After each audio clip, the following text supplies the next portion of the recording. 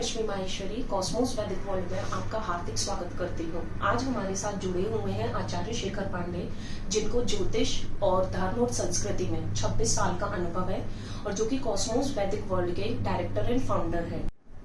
हमारे समाज में धर्म एक ऐसा विषय है जिसके बारे में लोगों तक समाज में सही व्याख्या उस तक पहुंच ही नहीं पाई है, तो उसका अर्थ हम आज आपसे जानना चाहेंगे कि आखिर में धर्म है क्या, और मॉडर्न होने का मतलब क्या धर्म से विमुख हो जाना है, अलग हो जाना है? रश्मि, बहुत बढ़िया सवाल है। अभी तक जो शिक्षा पद्धति है या बेसिकली परेशानी कहाँ आई है? परेशानी आई है उस जगह पे जहाँ अंग्रेजी में उसका जब ट्रांसलेशन होता है तो इंग्लिश के साथ एक समस्या ये है कि हिंदी के और संस्कृत के कई शब्दों को जो परिभाषित किया गया है इंग्लिश के वर्ड यूज करके, वो कहीं ना कहीं उसके भाव को प्रस्तुत नहीं कर पाता। तो जैसे धर्म के लिए बेसिकली कोई इंग्लिश में वर्ड नहीं है। जो हम बात करते हैं रिलीजन की, तो वो बेसिकली रिलीजन शब्द जो है वो धर्म की व्याख्या नहीं कर पाता। रिलीजन का मतलब रिलीजियस होना है, और रिलीजन का संबंध कहीं ना कहीं संप्रदाय से है ना। तो समाज का बहुत बड़ा वर्ग अलग अलग संप्रदाय को रिप्रेजेंट करता है। तो यहाँ समझने वाली बात ये है कि धर्म क्या है। तो धारणात इति धर्मः, संस्कृत की जो सूक्ति है, शास्त्रोक्त है। धारणात इति धर्मः का मतलब है जो धारण किया गया हो या धारण करने योग्य हो, वो धर्म है। अब यहाँ यदि हम ये समझें कि एक ह्यूमन की हम बात करें, एक मानव समाज की हम बात कर रहे हैं, तो जब एक व्यक्ति या एक बच्चा जब बर्थ लेता है, जन्म लेता है, तो वो बाय चॉइस नहीं लेता कि उसको इंसान ही बनना है। तो ये एक सिस्टम ड्रिवन प्रोसेस है जो ईश्वर की है, प्रकृति की है। अपन उसके बारे में ज्यादा डिस्कशन नहीं करेंगे क्योंकि वहां रीच नहीं है हमारी। तो मान लीजिए किसी व्यक्ति ने एक मानव रूप में जन्म लिया, एक जीव ने मानव के तौर पर जन्म लिया, तो उसने क्या धारण किया? उसने धारण किया शरीर, है ना। तो अब जो शरीर धारण किया है वो शेर, बिल्ली, चूहे का नहीं है, वो है मानव का। तो आपने सबसे पहले जो आपका धर्म आता है वो आता है मानवीयता, ह्यूमैनिटी, क्योंकि आप ह्यूमन हैं। तो टॉप मोस्ट यदि हम देखें तो सबसे पहले आपका धर्म क्या हो गया? मानवता। मानवता नाम का जो आप धर्म अपन जिस पे बात कर रहे हैं, जो आपने धारण किया है, इसी को वैदिक कल्चर में सनातनी परंपरा कहते हैं। सनातन मतलब जो कभी ना तो नष्ट हुआ ना नष्ट होगा। तो जीव कहाँ नष्ट हो रहा है? क्योंकि ये तो यदि हम पूरी सृष्टि में देखें तो सबसे एडवांस मॉडल है ह्यूमन, है ना। जितने जीव भगवान ने बनाए उसमें सबसे एडवांस मॉडल है भगवान का या ईश्वर का या प्रकृति का बनाया हुआ। तो जो आपने पहला धारण किया हुआ है धर्म, वो मानवता है, क्योंकि आप मानव हैं। फिर आप आइए तो दूसरा, आप नाम के आगे, जैसे अब आपको नाम मिला तो नाम के पीछे एक सरनेम लग गया, है ना। जिस कुल में आपने जन्म लिया, जिस घर में आपने जन्म लिया, तो वो जो जन्म जिस घर में लिया है वो किसी संप्रदाय विशेष का है ना। वो एक रिलीजियस है, रिलीजन है वो। तो मान लीजिए नाम के आगे आपके माहेश्वरी लगा है तो आप वणिक समाज के हो गए, है ना। आप यदि मान लीजिए पांडे लगा है मेरे नाम के आगे तो मैं ब्राह्मण समाज का हो गया।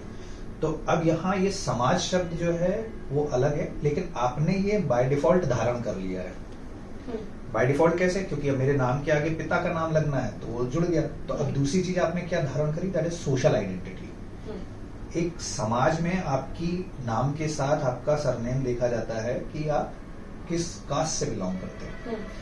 अब पुराने समय की बात करें तो ये था कि जो वर्ण व्यवस्था थी वो कर्म पे आधारित थी।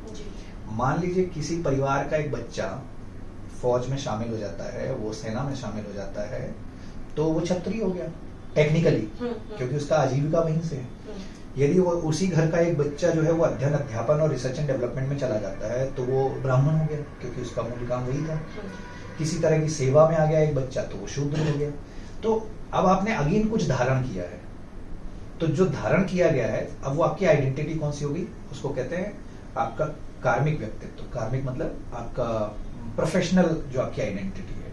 तो अभी एक अपन ने बात करी आइडेंटिटी जिसमें आप ह्यूमन हो, फिर दूसरी आइडेंटिटी अपन ने बात करी जिसमें आपका समाज को रिप्रेजेंट कर रहे हो, और तीसरी आइडेंटिटी आपकी होगी जिसमें आप क्या काम करते हो उससे पता लगता है। तो यहाँ धर्म जो शब्द है वो धारण करने योग्य है। तो क्या हमने फिर धर्म को परंपराओं से जोड़ दिया है, वो गलत है? क्या होता है कि जैसे पुराने समय में एक ऐसी व्यवस्था थी कि जो टॉप नॉच होते थे, जो समाज को चलाने वाले, समाज के प्रबुद्ध वर्ग होता था, जो लोग योग्य थे, गुरु थे, विद्वान थे, तो वो लोग समाज को एक सही दिशा में ले जाने के लिए और समाज अच्छे से चल सके, लोग अच्छे से चल सके, तो हर समाज अपने कुछ अनुशासन बनाता था, डिसिप्लिन बनाता था, और वो डिसिप्लिन को परंपराओं का उसमें आवरण चढ़ा देता था। अब परंपरा का आवरण चढ़ने से क्या होता है कि हमारे यहाँ ऐसा होता है, हमारे यहाँ ऐसा नहीं होता। तो अब किसने ये डिसाइड किया कि हमारे यहाँ होता नहीं होता? तो वो समाज का प्रबुद्ध वर्ग था। अब वो भी आपकी एक धारणा बना दी गई। हाँ, ये अनिवार्य नहीं कि आप उसको मानो। आप हो सकता है कि समाज बदल लो, आपने समाज ही बदल लिया, आपने अपना जो है रिलीजन ही चेंज कर लिया, तो वो आपके पास संविधान उसका राइट देता है, आपको अधिकार देता है कि आप अपनी मूल प्रकृति, बेसिक इंस्टिंक्ट के साथ जो चीजें आपको अच्छी और बुरी लगती हैं, उस हिसाब से आप डिसाइड करिए कि क्या आपको एक्सेप्ट करना है, क्या रिजेक्ट करना है। It is just for your comfort, just for your pleasure. तो एक व्यक्ति हिंसक है, एक अहिंसक है, एक वेजिटेरियन है, एक नॉन वेजिटेरियन है। कितने घर आपने ऐसे देखे होंगे जिसमें एक ही घर में वेजिटेरियन और नॉन वेजिटेरियन है? तो it is by choice. Again आपने उसको धारण किया है। धारण क्यों किया है? क्योंकि वो आपका बेसिक इंस्टिंक्ट से रिलेट करता है। तो धर्म को आप यहाँ, मुझे लगता है कि आपके माध्यम से हमारी जो श्रोता है वो भी समझ गए होंगे कि धर्म क्या है। अब जिस धर्म के बारे में आम आदमी जानता है वो धर्म नहीं है, वो संप्रदाय है। संप्रदाय हमेशा एक संप्रदाय दूसरे संप्रदाय को डोमिनेट करना या उस पर थोपने की कोशिश करेगा ही करेगा। ये इसको कहते हैं वर्चस्व की लड़ाई, है ना। मतलब कि मैं बड़ा तुम बड़े नहीं, तो तुम्हें लग रहा है कि तुम बड़े, और हम एक दूसरे के साथ बड़े होने का हमेशा भाव दिखा के आपस में लड़ते रहते हैं। धर्म में ऐसी कोई व्यवस्था नहीं है। अब इसका एक छोटा सा मैं आपको एग्जांपल देता हूँ कि कोई व्यक्ति जो है वो एक कठिन तपस्या के बाद, मेहनत के बाद डॉक्टर बन गया। वो गया मेडिकल कॉलेज पढ़ने के लिए। तो आप देखिए कि मेडिकल कॉलेज में कोई और नहीं आया है, उसी की तरह की तपस्या करने वाले लोग पूरे भारत से या पूरी दुनिया से वो उस जगह पे आए हैं और एक एग्जाम क्वालिफाई करके अपनी योग्यता को प्रदर्शित करते हुए। जब वो वहां पे हैं तो वो एक दूसरे का सम्मान क्यों करेंगे? वो दूसरे का सम्मान इसलिए करेंगे क्योंकि उसको भी पता है ये भी उसी कठिन परिश्रम से आया है, ये उसी तपस्या से आया है जहां से मैं तपस्या करके आया। तो होता क्या है कि जब एक तपस्वी होता है, मतलब एक मेहनती व्यक्ति दूसरे की मेहनत का सम्मान करता है, तो अब यहाँ जो एक कम्युनिटी हुई, एक ये कम्युनिटी शब्द यूज कर रहा हूँ, तो ये मेडिकल कम्युनिटी हुई। तो जो ये चिकित्सक हैं, अब इनका धर्म क्या है? तो उनके नाम के आगे चाहे कोई भी सरनेम लगा हो, लेकिन अब वो डॉक्टर है, तो उनका धर्म क्या हो गया? डॉक्टरी। क्या धारण किया उन्होंने? डॉक्टरी, चिकित्सा। तो जब उन्होंने चिकित्सा धारण कर ली तो अब उनका एक वर्ग अलग हो गया।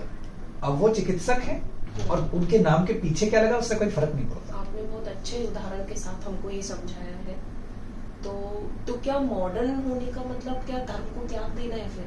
हाँ, मॉडर्निटी की भी परिभाषा अलग अलग होती है सबकी। मॉडर्न शब्द को यदि अपन इसका हिंदी शब्द को समझें तो इसका मतलब था आधुनिक, है ना। आधुनिकता आती कैसे? ये basically completely based on continuous research and development. आज से कईयों साल पहले लोग बैलगाड़ी में चला करते थे, फिर वो घोड़ों में चला करते थे, हाथी पे बैठते थे। आज आप किसी को घोड़े हाथी पे बैठे देखते हो? या मोड ऑफ ट्रांसपोर्टेशन के लिए आप घोड़ा हाथी यूज करते हैं, बैलगाड़ी यूज करते हैं? नहीं करते। तो आप देखिए कि हो क्या रहा है कि मानव समाज का या मानव सभ्यता का लगातार जो विकास हो रहा है, उस विकास में ये अपना योगदान दे रहे हैं, जो आधुनिकीकरण कहलाता है ना। आज आपके पास मोबाइल है, आज से 30 साल पहले बात करें तो मोबाइल नहीं था। तो ये आधुनिकता है। अब इस आधुनिकता को आप कैसे अपना रहे हो, किस मोड में अपना रहे हो, मतलब आपका ऑब्जेक्टिव क्या है ना। एक छुरा है, एक चाकू है, जिससे आप सब्जी भी काट सकते हो, किसी का गला भी काट सकते हो। तो चाकू में तो बनाते समय ये डिसाइड नहीं किया था ना कि इससे गला काटा जाएगा। तो अब आपकी मानसिकता उस चीज को लेके कैसी है? तो आधुनिकता जो शब्द है, आज के समय में लोगों ने उसको लाइफस्टाइल से जोड़ दिया। अब लाइफस्टाइल कैसी कि आप जिसको जो फैशन है, जो ग्लैमर है, उसको यदि आप आधुनिकता का नाम दे रहे हैं तो कहीं मैच नहीं होता। यहां मैं ये जरूर बताना चाहूंगा कि जो भाषा है उसको ये कहा जाता है कि भाषा भावनाओं की संवाहिका है। मतलब वो व्यक्ति सबसे अच्छा बोलने वाला है जो अपनी बात को एज इट इज उसी फीलिंग्स के साथ सामने वाले व्यक्ति तक पहुंचा दे, तो कम्युनिकेशन कंप्लीट होता है।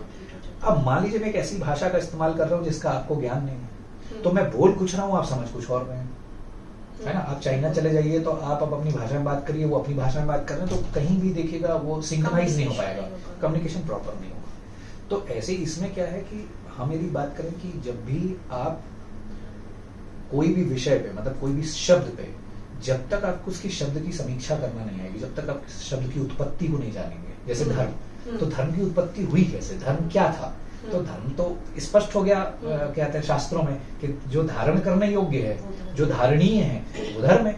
अब मान लीजिए मैं, मेरे घर में वेजिटेरियन हूँ और मेरे परिवार में मेरा भाई मान लीजिए नॉन वेजिटेरियन है, तो ये उसने धारण किया ना, थोपा नहीं किया उस पर, ये बाय चॉइस है। तो जिसके लिए भी जो धारण करने योग्य हो वो उसका धर्म है, लादा हुआ धर्म नहीं है, थोपा हुआ धर्म नहीं है। लेकिन आप देखिए परंपराओं के नाम पे चीजें थोपी जाती हैं। कई बार हम ऐसे काम करते होते, सामाजिक आप व्यवस्थाओं में देख लीजिए कि एक बड़ा अच्छा कोई प्रसंग था, किसी ने मुझे सुनाया था, मैं आपके साथ शेयर करूंगा कि मूर्ति जैसे गणेश जी आते हैं, है ना, तो गणेश जी आते तो उनकी मूर्ति स्थापना भी होती है, दुर्गा जी आती तो मूर्ति स्थापना होती है। अब मूर्ति स्थापना के बाद 10 दिन बाद, 9 दिन बाद विसर्जन भी होता है। तो वो सज्जन मुझसे बोले कि फर्क पड़ता है जो परिस्थिति है ना उन पे। बोले मिट्टी की मूर्ति होगी तो विसर्जन करने जाया जाएगा, लेकिन यदि उसी जगह मूर्ति को सोने की बना दिया जाए तो अब आपकी थॉट प्रोसेस चेंज हो जाएगी। तो यदि ये आइडियल है कि विसर्जन होना ही है तो फिर सोने की मूर्ति का भी विसर्जन होना चाहिए, लेकिन ऐसा नहीं होगा। वो विसर्जित की डुबो के ऐसे डुब डुब करके डिप डिप करके और उनको वापस ले आया जाएगा, क्योंकि यहाँ बात आ गई है वैल्यू की। मिट्टी जाके मिट्टी में मिल जानी है और उसकी कोई वैल्यू नहीं बची, लेकिन अब वही मूर्ति जो सोने की है वो वैल्यू है, क्योंकि सोना है, मेटल है। तो ऐसे ही परंपराएं भी हैं। समय के साथ सारी परंपराओं में परिवर्तन आते हैं। आज से जो 100 साल पहले थी, 200 साल पहले थी, वो परंपराएं समय के साथ जगह बदलती हैं, तरीके बदलती, तौर तरीके बदलती हैं। लेकिन धर्म एक ऐसी चीज है जो कभी नहीं बदलता, वो था, वो है और वो रहेगा। तो क्या मॉडर्निटी और धर्म साथ में चल सकते हैं? बिना धर्म के मॉडर्निटी पॉसिबल ही नहीं है। कैसे? आज से जब हम वो हुआ करते थे, छोटे हुआ करते थे, स्कूल में थे, तो उस समय पे MBBS बहुत बड़ी चीज होती थी, ठीक है। यदि उस चिकित्सा पद्धति में पिछले 30-40 सालों में जो परिवर्तन और जो आधुनिकीकरण हुआ, यदि वो नहीं होता, तो क्या आज आपको नहीं लगता कि आज भी MBBS का वही वैल्यू होती जो उस समय थी? लेकिन क्या है? नहीं है। अब बात हो गई सुपर डुपर एक्सपर्टीज की, है ना। MBBS हो गया, उसके बाद MD हो गया, फिर उनका DM हो गया, और आगे भी पता नहीं क्या क्या होगा। तो ये आधुनिकता है। तो अभी अपन विषयगत आधुनिकता की बात कर रहे हैं, मैंने केवल एक एग्जांपल के लिए पकड़ा है मेडिकल साइंस, है ना। तो मेडिकल साइंस में जो आधुनिकता है, वो आधुनिकता कैसे आई? जिन्होंने मेडिकल साइंस को धारण किया था, यदि वो आधुनिक होने के लिए प्रयास नहीं करते तो क्या आज ये हालत होती?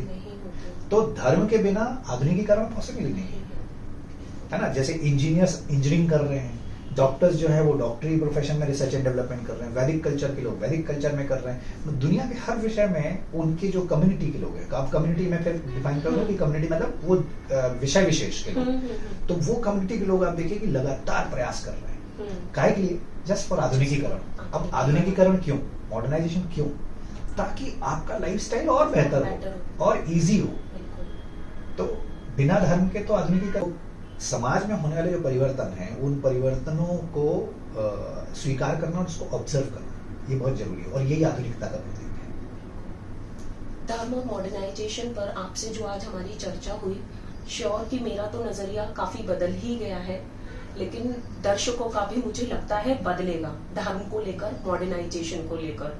तो अगर आपकी कुछ वैदिक संस्कृति से रिलेटेड कुछ भी जिज्ञासाएं हैं तो आप हमें कमेंट कर सकते हैं। हमसे जुड़ने के लिए आपका बहुत बहुत धन्यवाद।